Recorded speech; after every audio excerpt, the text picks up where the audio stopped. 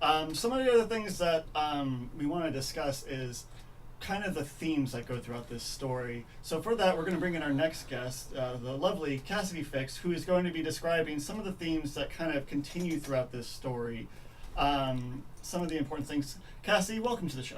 Thank you for having me. So some of the themes Perry had already touched upon, including family, which is the one that I want to talk about first. Both Jim and Will have very different types of family.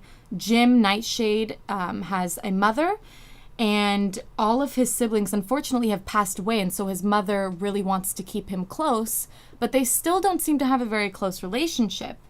One of the things that she says to Jim is that you'll live and get hurt.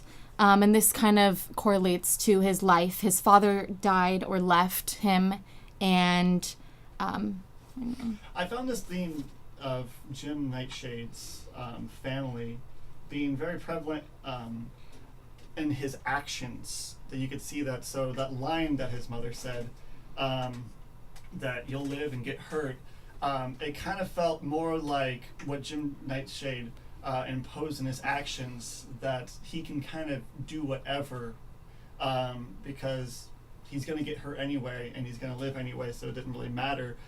Such as when he kind of just runs headfirst into anything. He never really considers his own safety. And I feel like that kind of builds the character, but you see that connection with his family as opposed to Will Holloway and his family.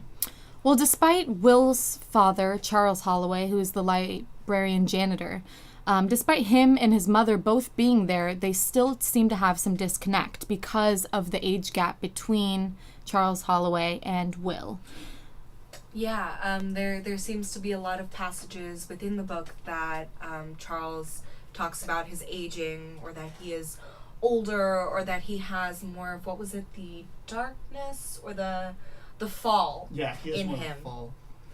Yes, and so, but nonetheless, he still respects his dad, and he feels like there are a lot of morals that he can teach him, and he listens to whatever Charles says, and he describes it as being truth. Whenever Charles talks, Will says, "This is something that I want to listen to."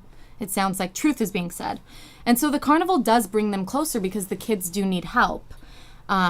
It isn't until, as Perry was talking about, the police get in trouble, or the boys get in trouble with the police for supposedly stealing Mrs. Foley's jewelry, that he intervenes.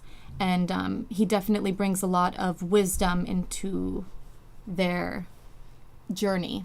I really enjoyed Charles Holloway's character because you could see that he feels like he's a child in the fall, that he is old, he's got the darkness in him, as opposed to Jim and Will, who are more of the summer children. But he's not too far gone, as he describes Mr. Cougar and Mr. Dark as being completely in the fall, that he's kind of on the cusp with that, and that when he sees his son and his son's best friend in trouble, he knows that he has to believe them. Whether or not he has any hard evidence other than a gut feeling, he knows he has to defend him. And I really like that about Charles's character, because it's the thing you want a father to do in a situation like this. And I think that later on in the story, when you start seeing these great moments with him and the Dust Witch, that you kind of see how great this man is, despite his character flaw of feeling that he's too old, that he's long gone, he's already set for the fall. Well, and you also wonder if it has to do with age. If age and our experiences, whether they're good or bad, how we internalize them, has anything to do with being a part of the fall or being a summer, as both of the kids are. And one of the things that Mr. Holloway talks to Will and Jim about is what it means to be a good person, which is one of the themes that I am going to get into next, morality and immorality. Will blatantly asks, "Dad, am I a good person?" And Jim goes on to say, "Really, knowing is good. Not knowing or refusing to know is bad, or immoral at least. We can't be good unless we know what bad is, and it's a shame when we're working against time." And so there is this idea that we must know what it means to be both good and bad in order to choose which way we want to go. And I think that the carnival symbolizes people who have seen both good and bad and choose to be bad. And that is something that is prevalent throughout the book.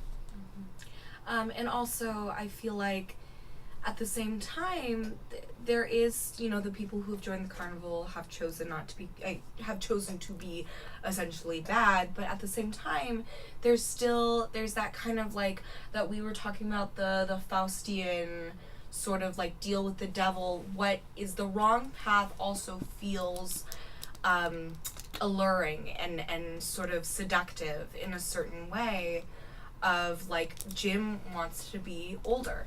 That's why he is drawn to the carnival.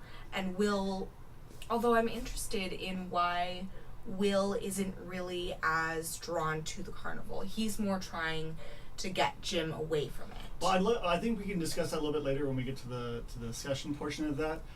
Because there are some things, the Mephistopheles kind of a figure that you get from Mr. Dark, as well as some of the details that Ray Bradbury puts in this character, such as just the last names, as well as how he describes Jim and Will in the beginning of being born from night and day, even though they were born close to each other, as to where they were born on midnight.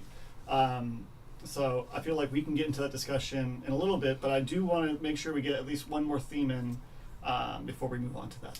And I think one of the most important themes, and this, I would say, would you guys say that this is a young adult literature novel, per se? I would argue that this is. I think we can get a little bit more into that question in the discussion portion as well.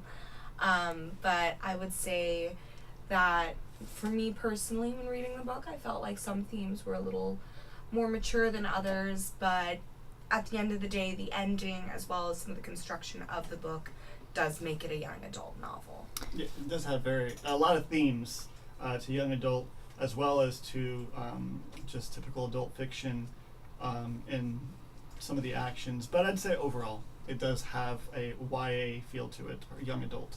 Okay, so the last theme I wanted to touch on was friendship, which is established obviously between Jim and Will. And they seem to show that they are very different in attitudes, experiences, the way that they approach the carnival, their kind of apprehensiveness towards it. But despite their differences, they always have each other's backs, and they're always seen as running together, side by side, as if it's not a race, but more they're going towards the same thing. But Jim seems to be very curious yet analytical about the world around him, whereas Will is more reserved and perhaps gullible, you would say, as a child normally is. I feel like with each character, they're defined by their past, and their friendship really does show this kind of requirement of the other. The yin and yang. The yin and yang, exactly, the night and day, if you will. Jim Nightshade, Will Holloway. These paradigms that exist between them that kind of showcase their strengths, such as Jim at first is fearless. He doesn't really have a regard for anything of himself. He's a good friend to have, where Will is a little more worried about things. But you kind of see this inversion happen throughout the story, especially with Will's encounter with the Dust Witch and Jim's encounter with at the end of the story, where he needs Will to be a part of him to save him.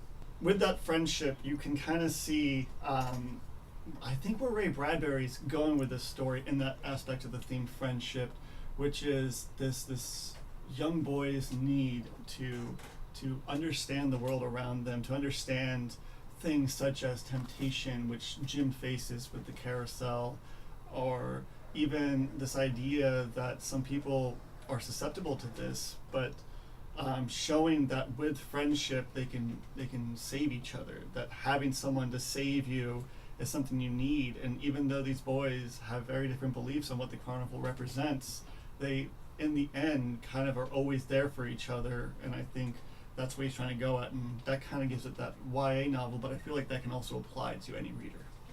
I think just overall it shows that two people can be very different and have different desires, but they can still be there for each other and conquer the carnival, if you will. Mm-hmm.